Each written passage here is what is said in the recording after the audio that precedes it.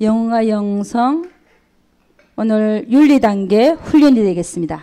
그러니까 이번 달 마지막에 마지막 시간이 되도록 하겠습니다. 영혼과 영성 윤리 단계 훈련입니다.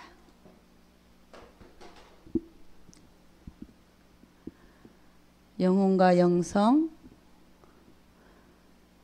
윤리 단계 훈련이 되겠습니다. 여러분 제가 나눠준 그 매뉴얼 보면서 같이 보도록 하겠습니다.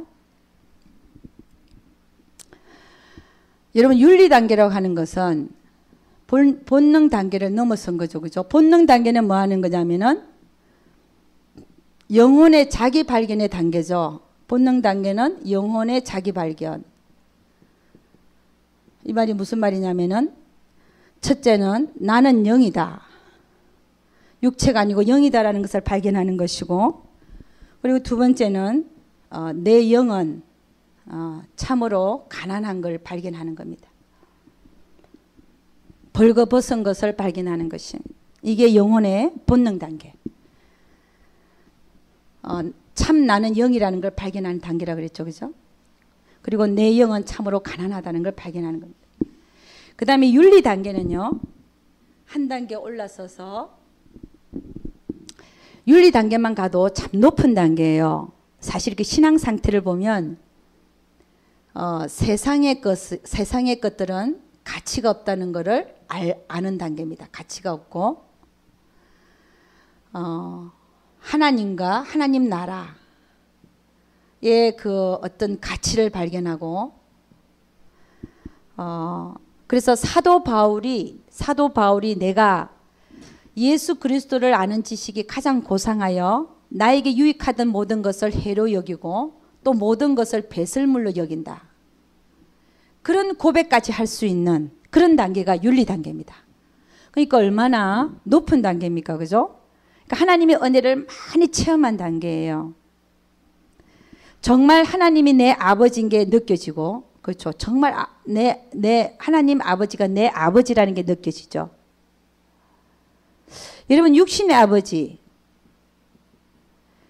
아버지와 하늘에 계신 하나님 아버지하고는 차이가 있죠. 차이가 있죠. 그죠? 저도 참 신앙이 어렸을 때는 육신의 아버지가 크게 느껴지더라고요. 제 경험입니다. 그런데 신앙이 들어가면 들어갈수록 육신의 아버지는 작아지고 하나님 아버지가 나에겐 정말 크다는 사실을 깨닫게 됐어요. 그게 뭐냐면 윤리 단계에 들어가는 거란 말이에요. 그래서 윤리 단계에 있는 사람들은 순교까지 할 것을 순교까지 한다고, 순교까지 선교사 나가는 거, 목숨을 아끼지 아니하는 거, 하나님을 위해서 그런 마음까지 있게 되더라는 것입니다. 그러니까 얼마나 주를 위해서 내가 살겠다고 하는, 그러니까 주의 종들이 여기에 많이 속합니다. 윤리 단계. 근데 많은 사람들이 여기서 머물기 때문에 문제가 많이 발생하죠. 머문다. 더 이상 발전이 없다. 저도 영성훈련을 받기 전에는 윤리 단계에 있었어요. 그러니까 이 상태에서 머물게 되면 사실은 진리로 넘어가지도 못하고 생명 단계 맛도 못 보는 윤리 단계에서 그치는 그런 신앙생활을 할 수가 있더라는 것입니다.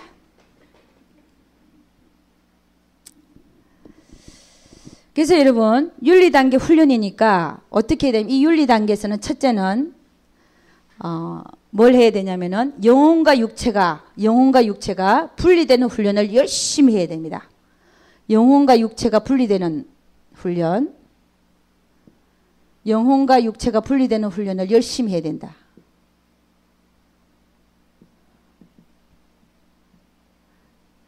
여러분 기도하고 앉아 있으면, 예를 들어서 기도하고 앉아 있잖아요. 이 분리라는 게 뭘 의미하냐? 기도할 때 보면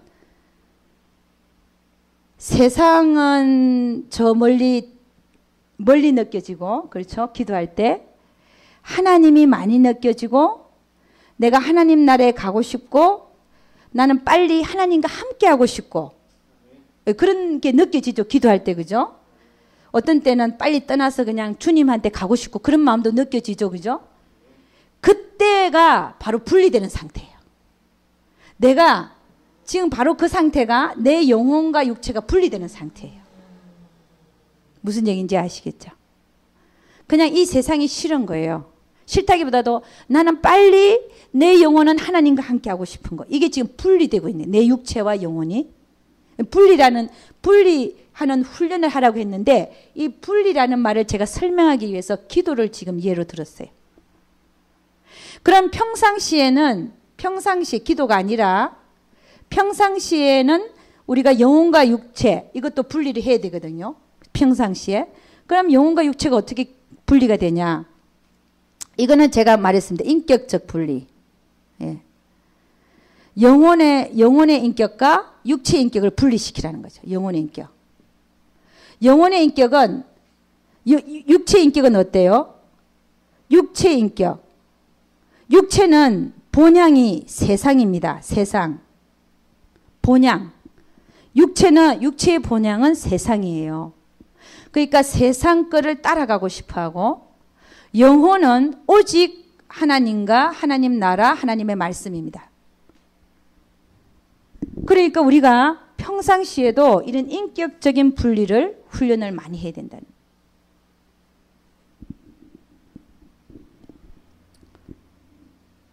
우리 육체를 보면 참 간사해요. 왜냐하면 내가 금방 하나님을 생각한 것 같았는데 어느새 보면 나 육체를 하고 있거든요. 그렇지 않습니까? 참 간사해요. 우리는 순간순간 내가 어떤 사람하고 대할 때도 마찬가지고 누구와 얘기할 때도 마찬가지고 내가 어떤 일을 처리할 때도 마찬가지고 내가 어떤 일을 하고자 할 때도 마찬가지인데 항상 내 영혼이 생각하는 거하고 내 육체가 하고 싶어하는 거를 분리시킬 수 있어야 되는 거예요. 할렐루야. 예, 그러면서 이제 어떤 현상이 여러분이 영성훈련을 받으면서 어떤 현상이 발생하냐면은 영혼과 육체가 분리되기 시작해요. 이게 생각이 영혼의 생각과 육체의 생각이 분리되기 시작합니다. 그럼으로써 뭐가 느껴지냐면은 나는 참 쓸모없는 존재라는 게 느껴져요. 쓸모없는 존재다.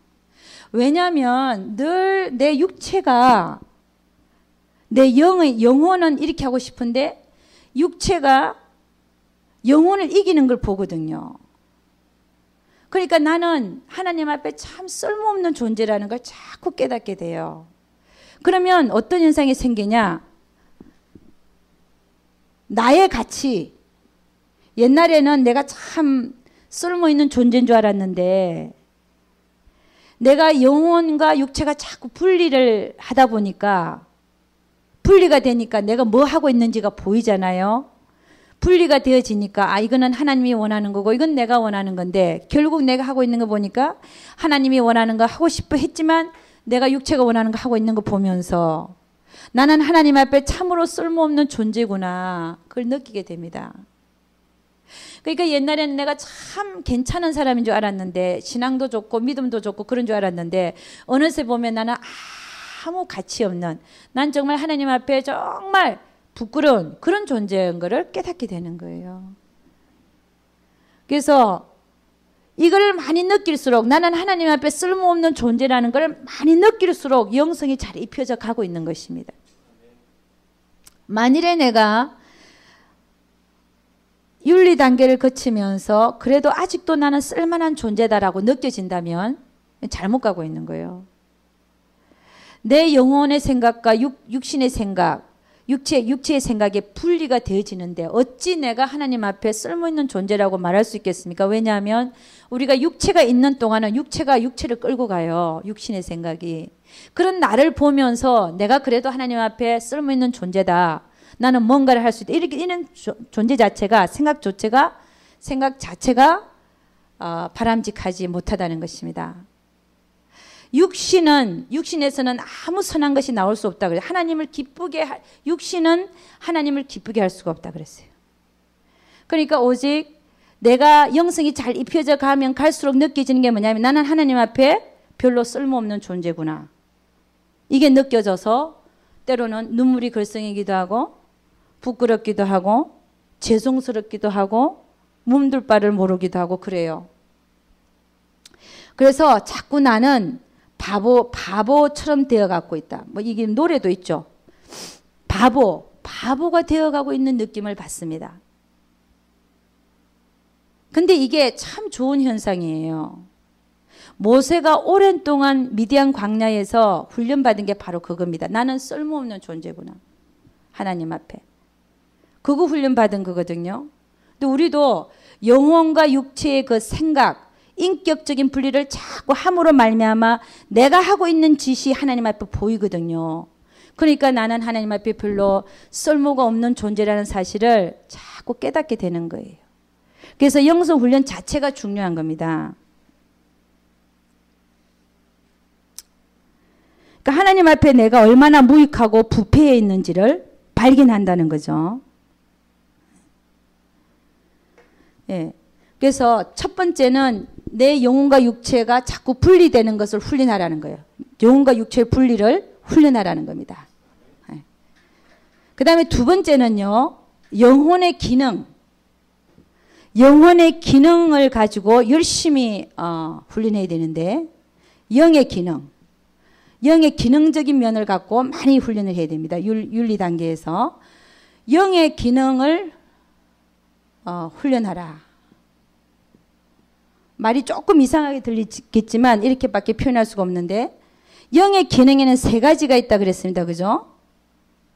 영혼의 기능, 영의 기능에는 양심이 있다 그러죠. 양심. 여러분 영성훈련을 하다 보면 자꾸 여러분이 깨끗해져요. 왜냐? 내 자신이 자꾸 보여지기 때문에 그렇습니다. 이 양심은 영의 기능에는 양심과 또 뭐가 있겠다 그랬어요. 직관. 또 뭐가 있죠? 영교. 요 세 개를 열심히 훈련해야 된다는 겁니다. 양심은 깊어지고 넓어지고 예민해져야 됩니다. 사도 바울은 나는 죄인 중에 괴수라는 말을 왜 했냐? 양심이 너무 예민해서 양심이 넓어진 거예요. 다른 사람들이 양심이 이렇게 좁아갖고 자기가 하고 있는 짓이 잘 안 보이거나 그 다음에 그게 죄로 안 느껴져서 그렇지 사도 바울은 양심이 넓혀져 가지고 자기가 하고 있는 모든 게 죄로 보이는 거예요. 그러니까 내가 죄인 중에 괴수라고 하는 거지 그 사람이 죄를 많이 지어서 그런 게 아니라는 것입니다. 그러니까 우리가 어떻게 해야 되냐? 양심을 깨워서 자꾸 깨워서 민감하게 깨운다는 게 뭐냐면요. 양심의 소리에 민감해지는 겁니다. 민감해지는 거. 예.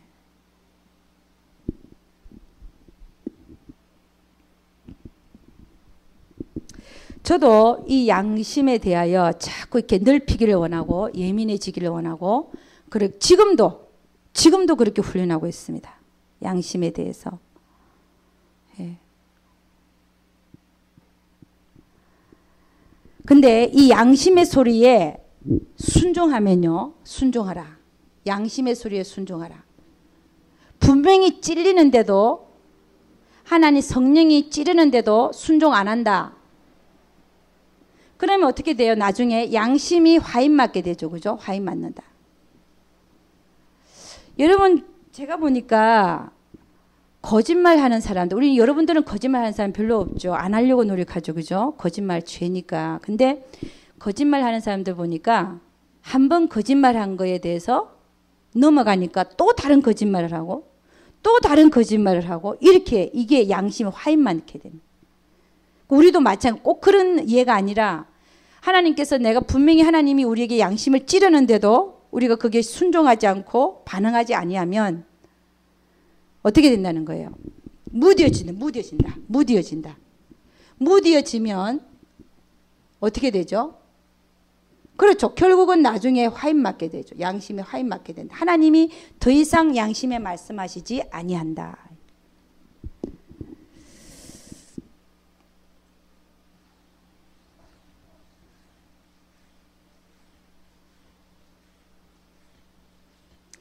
여러분 양심은요.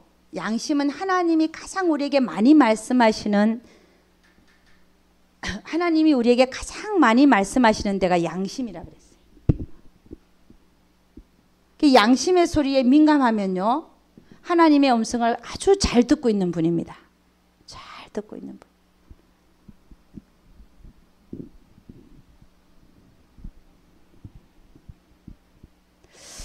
저는 이 양심의 소리에 대하여 민감해지기 위해서 어떻게 하냐면요. 저를 훈련하고 있어요. 어떻게 하냐. 뭐 간단한 예 같으면 이제 세븐일레븐에 이제 커피를 먹으러 가요. 1불 25전 리필 하는데 1불 25전입니다. 1불 25전을 이제 사 먹기 위해서 가는데 그 세븐일레븐 앞엔 또 그 돈 없는 사람들이 앉아갖고 들어오고 나가는 사람 문 열어주기도 하고 그냥 앉아서 돈 바라고 있고 그런 분들 있잖아요. 그래서 나는 생각을 해봐요. 내가 1불 25전 리필하러 들어가는데 리필하는 이유가 돈을 한 50전이라도 아껴보자고 해서 이제 리필하는 거예요. 근데 그 사람들이 이제 앉아있으면 내 양심이 이제 내 양심의 소리를 들어보는 거예요. 예전에는 내 양심의 소리를 안 들을 때는 50전이라도 아끼려고 그랬는데 양심의 소리를 들어보니까 나는 그래도 베풀 수 있는 입장이 있구나를 제가 알았어요. 그래서 내 양심의 소리에 맞춰서 나는 1불 25전 리필하러 들어가지만 이쪽도 1불 주고 저쪽도 1불 나는 할 수 있으니까 그런 훈련을 해본다는 거예요. 내가 잘했다는 게 아니라 내가 돈을 아끼려면 왜 리필을 하겠습니까? 돈 아끼려고 하는 거잖아요. 예? 그러니까 리필을 하러 들어가지만 그러나 나보다도 훨씬 못 사는 사람들이 그 길가에 앉아갖고 그러고 있는 모습들 속에서 내가 내 양심에 하나님한테 물어본다 이거죠. 하나님 이럴 때 내가 어떻게 해야 됩니까? 나는 할 수 있는 거예요. 나는 1불 없어도 살아요. 그래서 주고 오고 이게 내 양심의 소리 듣기 위해서 내가 훈련하는 것 중에 하나입니다. 아니 그들이 뭐 불쌍하고 이런 면을 좀 떠나서 나도 하나님 앞에 훈련 좀 받아보자. 내 양심의 소리를 한번 들어보자. 그것뿐만이 아니죠. 그죠? 내 양심의 소리는 언제든지 들을 수 있습니다. 누가 가난한 자가 찾아와도 들을 수 있고 그렇잖아요. 내 양심의 소리는 부부간에도 들려요. 참 그 희한하죠. 부부간에도 양심이 찔리는 때가 있어요. 그런 거 없던가요? 저만 느끼나요? 있죠. 그런 게 있더라고요. 부부가 한 몸인 줄 알았는데 저도 한 몸으로 생각했는데 가끔 찔리는 때가 있더라고요. 그런 거 보면서 제가 제 자신에 대해서 참 놀래기도 합니다. 내가 아니 이렇구나 이런 것도 생각하면서. 그래서 우리가 양심이 찔릴 때 말이죠. 그 양심의 소리에 순종할 수 있기를 주의 이름으로 축원합니다. 어떤 때는 나는 순종하겠다, 영혼은 순종하겠다 그랬는데 육체가요 뺄 수 있어요. 어떻게 보면은 어떤 때 이런 거에 내가 순종 안 했는데 순종하려고 하면 좀 어색한 면도 있고 무슨 얘기 하는지 알죠? 육체가 뭐 하기 싫었기보다도 어색해서 안 할 수도 있고 안 해보던 거라서. 그렇지만 딱 순종해버리고 나면 그 다음부터 발전이 있는 거예요. 할렐루야. 그러니까 찔리면 그 찔리는 거에 대해서 순종을 하는 거예요. 그래서 그리는 훈련이 필요하다는 훈련이. 양심의 그 깊이와 넓이가 깊어지고 넓어질수록 하나님을 더 많이 볼 것을 믿습니다. 하나님이 더 많이 보여진다는 거예요. 하나님이 그 마음에 더 많이 찾아오신다는 거예요. 그 다음에요. 직관. 직관. 양심의 소리에 진짜 우리는 그냥 넘어가면 안 된다 이 얘기입니다. 다시 한번 양심의 소리에 한번 귀를 기울여 보십시오. 직관은 하나님의 뜻을 딱 알아차리는 거라 그랬죠. 뜻이 보이거나 딱 알아차리는 거.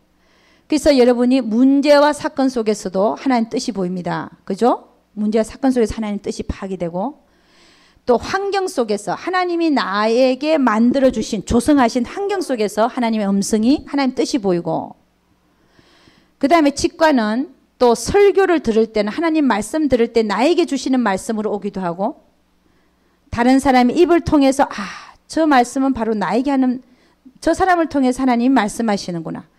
그 다음에 꿈과 계시로도 오기도 하고, 이 직관, 딱 하나님의 뜻인 것을 아는 것을 얘기합니다. 우리에게 직관이라는 그 기능이 있기 때문에, 영의 기능이 있기 때문에 하나님의 뜻을 파악할 수 있다는 거예요. 하나님의 뜻을 알았을 때 즉시 순종하라.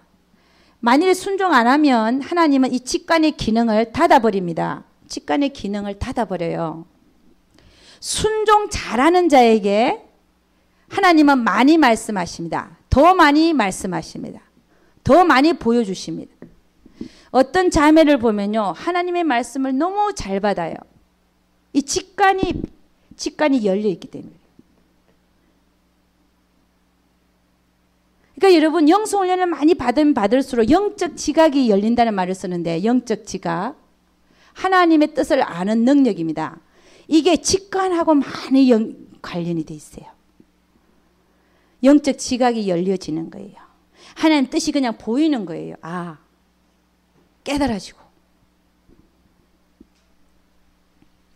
그러니까 하나님의 뜻을 알았으면 순종하라. 그래야 직관의 기능이 발달합니다.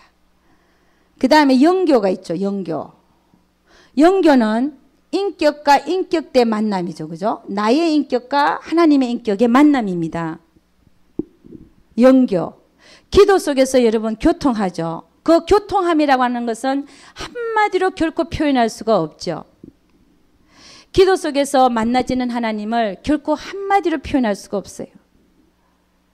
얼마나 다양한지, 얼마나 깊고 오묘한지, 그리고 기도할 때마다 어떻게 그렇게 또 다르게 또 만나지는 경우도 있고 비슷하게 만나지는 경우도 있고 하지만 참 여러 모양이라서 어떻게 표현할 수가 없습니다.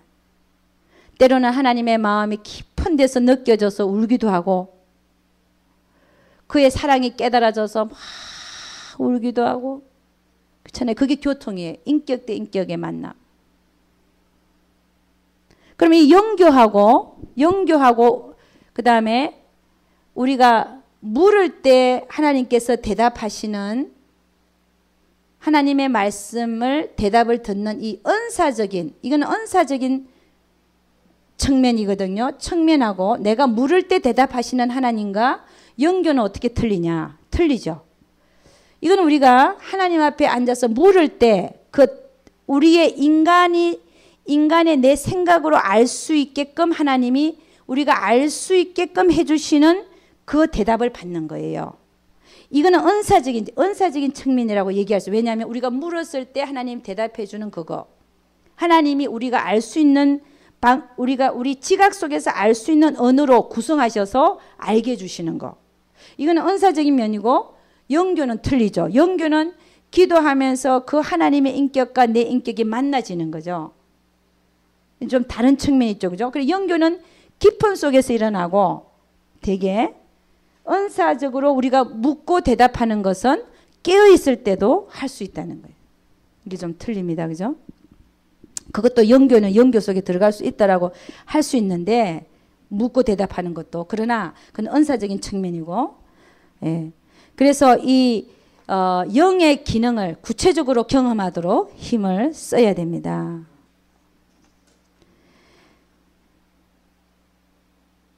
그 다음에는요, 세 번째는 영혼의 성장에 늘 관심을 가져야 됩니다. 영혼의 성장에 늘 관심을 가지자. 영혼의 성장에 늘 관심을 갖기 위해서는 분별하라. 뭘 분별하냐면요,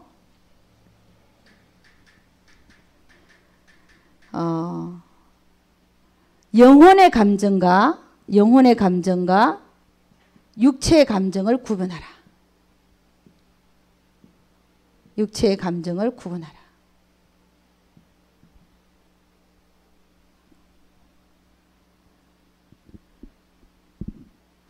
여러분, 이 영혼의 감정과 육체의 감정이 어떻게 틀린가 한번 보겠습니다. 제가 지금 생각이 나는데, 영혼의 감정은요, 하나님이 기뻐하시면 우리 영혼 안에는 희락이라는 게 형성이 되죠. 희락. 이게 영의 기쁨입니다. 희락은. 그 다음에 예를 들어서 내 영이 슬퍼한다. 하나님이 내 안에서 근심하신다. 그러면 어떻게 우리가 안에서 이렇게 하면 탄식, 그분의 근심이 탄식으로 느껴지죠. 내 영이 괴로운 거예요. 지금 무슨 얘기하냐? 내 영이 괴롭다. 그런 게 영혼의 감정이죠. 근데 육체의 감정은요, 그냥 쉽게 기쁘다가 슬프다가, 그죠? 이게 육체의 감정, 육체의 감정. 이게 구분이 되어지죠, 그죠? 이걸 분별하라는 거예요. 그래야 영혼이 성장할 수 있다는 겁니다. 아, 하나님이 뭘 기뻐하시는지, 하나님이 기뻐하시는 일을 하니까 내 영혼에 희락이 넘치더라. 그렇지 않습니까? 하나님한테 한번 순종해 보십시오. 내 영혼이 얼마나 기쁜지. 이 희락입니다. 그런데 하나님의 말씀에 순종하지 않고 자꾸 빼고 늦추고 할 때 여러분의 그 영의 상태를 한번 보세요. 괴롭잖아요. 이거를 분별하라는 거예요. 내 영의 상태. 내 영 안에서 하나님께서 기쁨을 주시는지, 슬퍼하시는지, 이 영의 감정과 내 육체의 감정, 이건 아주 쉬운 거잖아요. 이게 아니라 이거를 구분할 수 있어야 된다는 거예요. 그래야 우리의 영혼이 성장될 수 있다는 것입니다.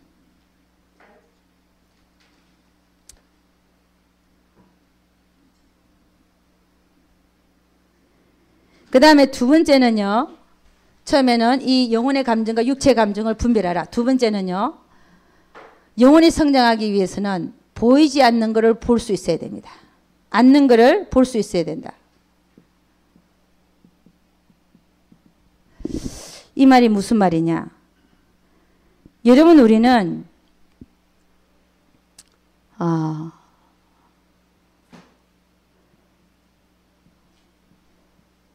사람을 대하는 거하고 영혼을 대하는 거하고는 틀립니다.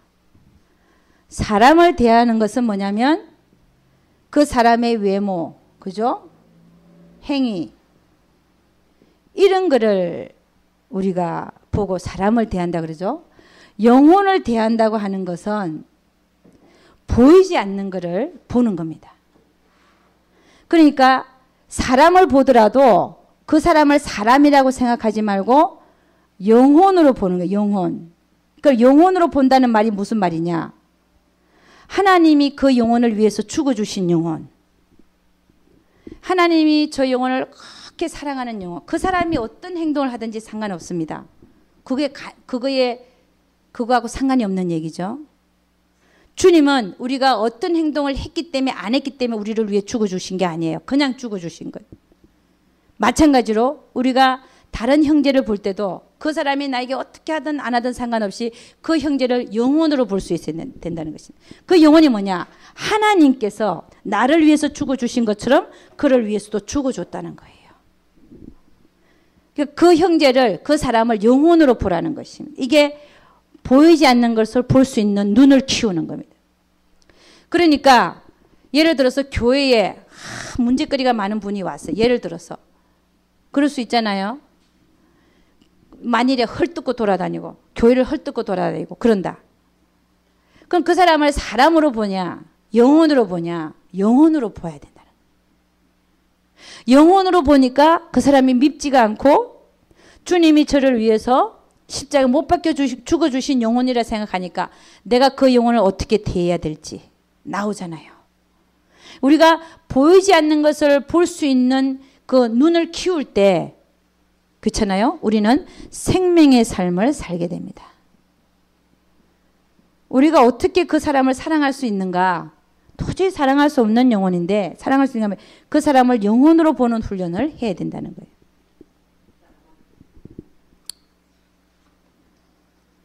그 다음에는요. 영혼이 성장하기 위해서는 목표가 있어야 된다. 그 목표가 뭐냐면요. 우리의 목표는 뭐냐면 에베소서 4장 한번 가봅니다. 우리의 목표가 뭔지 한번 보도록 하겠습니다. 에베소서 4장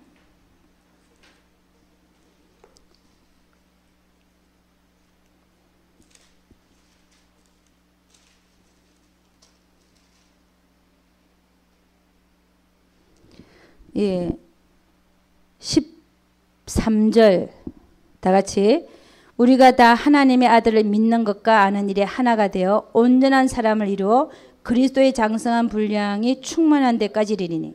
그러니까 우리가 목표로 하는 것은 뭐냐면 우리는 하나님의 아들을 믿는 것과 아는 일에 하나가 되어 온전한 사람을 이루어 그리스도의 장성한 분량이 충만한 데까지 이르는 그것이 우리의 목표가 되어야 되는 거예요. 할렐루야. 우리는 그리스도의 장성한 분량이 충만한 데까지 이르기 위해서 지금도 우리는 여기 와 있는 줄 믿습니다. 예. 그런 목표가 있어야 된다는 거예요. 우리 빌립보서 3장 12절 한번 가보겠습니다. 빌립보서 3장 12절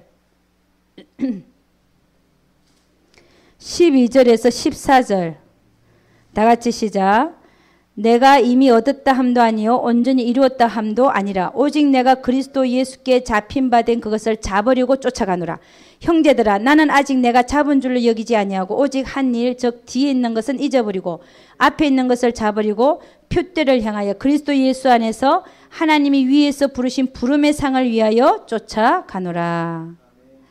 그러니까 여러분 우리는 목표가 뭐냐면 결국 표대를 향하여 그리스도 예수 안에서 하나님이 위에서 부르신 부름의 상, 우리를 향한 나를 향하신 부름의 상이 무엇인지 그것을 향하여 위하여 쫓아가는 그것이 우리의 목표가 되어야 된다는 것입니다. 그 다음에 네 번째는 이거는 뭐 다 아는 얘기인데 영혼이 성장하기 위해서는 하나님의 말씀을 듣고 읽고 묵상해야 돼요. 우리의 영혼이 성장하기 위해서는 하나님의 말씀을 듣고 읽고 묵상해야 됩니다. 자, 여러분 묵상하는 방법을 잠깐 나누고 마치도록 하겠습니다.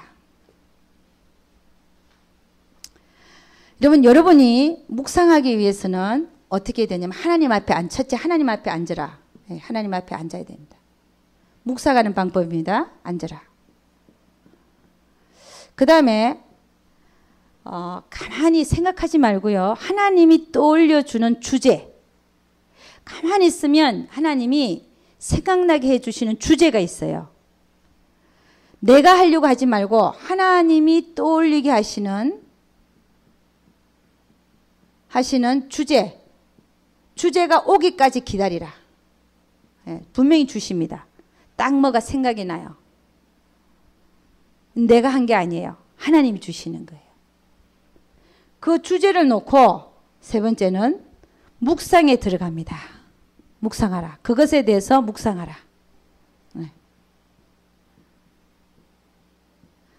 그러면 이렇게 하다 보면요. 우리가 이 방법은 묵상하는 방법인데 예를 들어서 어떤 주제가 딱 생각이 났다. 거기에 대해서 묵상하는 거죠. 그 주제가 예를 들어서 하나님은 정말 나의 진짜 좋은 아버지구나. 이게 생각날 수도 있어요. 그럼 아버지에 대해서 묵상하는 거야. 그는 나의 아버지인 거에 대해서 묵상하는 거예요.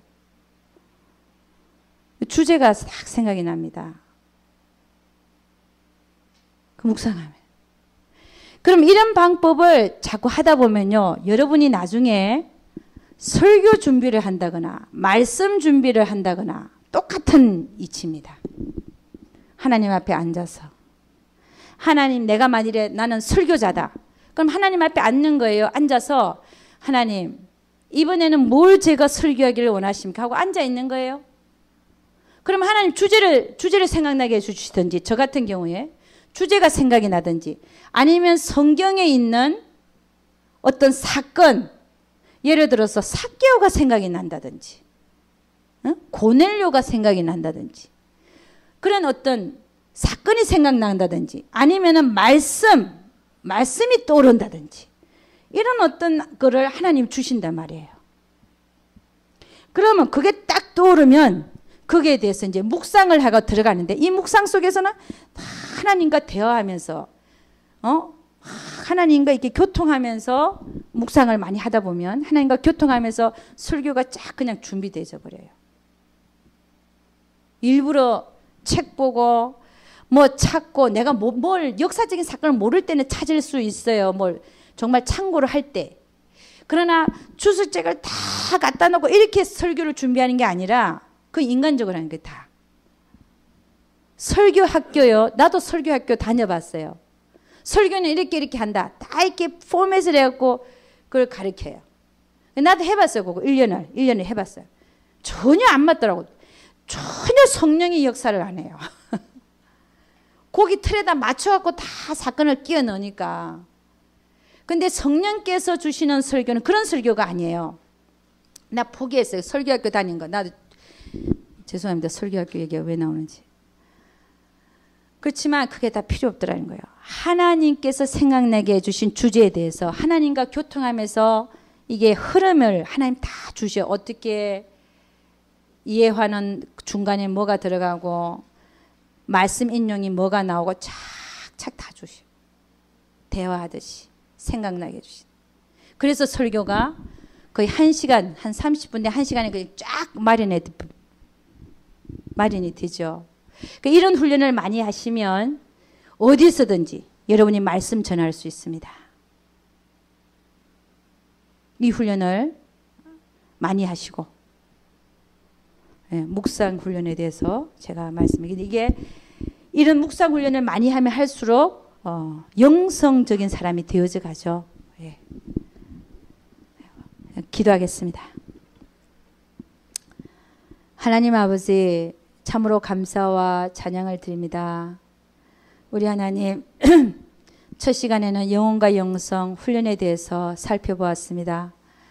열심히 내 영혼의 생각과 육체의 생각을 분리해서 정말 우리 육체가 어디를 쫓아서 정말 순종해야 할 것인지, 아버지 하나님 정말 밝히 아는, 그리고 정말 훈련하는 우리 모두 되게 도와주시옵소서. 영혼의 생각과 육체의 생각이 완전히 분리되어져서 정말 하나님이 원하시는 삶을 살아드릴 수 있도록 우리 주님 축복하여 주시옵소서. 우리 하나님께서 함께하여 주실 것을 믿사옵고, 이 모든 말씀 우리 주 예수 그리스도를 받들어 기도드렸사옵나이다. 아멘.